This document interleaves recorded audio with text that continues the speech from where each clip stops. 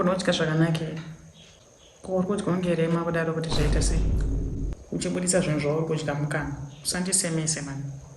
Mandre, unokwana kula zvakanaka wani. Ndikudya sei?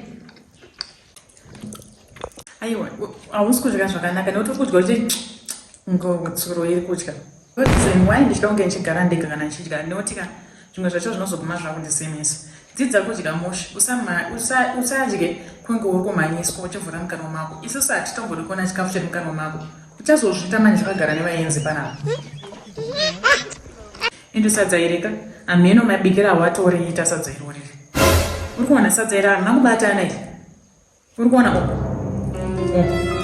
kudai, harina kubatana sadza iri. Handifanira kujunga sadza richinamira paruoko kudai so. Sadza rinofanira kubatana ikuona izvi zvauri kundibikira izvi. Mavheji acho, hameno testi yacho akaita kakukwasharara so mavheji acho. Handizivi kuti unogona kubika. Waimbobika here kowaishanda iwe? Wakatrainwa here naagenti wewe akakuunza pano? Nekuti akataka kutraina iwe? Ndakatraina. Ngani ndakambotraina ntachowa tikangosangana ndobva atingondunzawo panapa ndikampa mari yake. Hazviitwe nemunhu akatrainwa izvi. Chete maagents anonyepa stereki.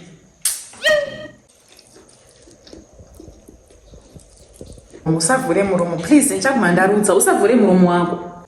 Wai uri kutimba sadza rako uchidaro so zvauri kuita izvi kunyobvura sadza. Plus sadza rako iri kamadyire wauri kuriita. Uri kuona kuti sadza rako harisi kaunenge richidai zvauri kuita sadza kunyobvura sadza. Handikuguta ko uri kudya sei nai? Chiona apa. Una zvakaita zvinhu zvako idya sadza rako zvine order munyama yauri ungadi watoti uchiri manyama uchiri nhinkiri namavheji haikuona zvauri kuita izvi. Handitombode chikafu chinoraswa panapa iri tomeka sure kuti uri kudya zvakanaka apa. Kwete kudya zvisina order zvauri kuita izvi.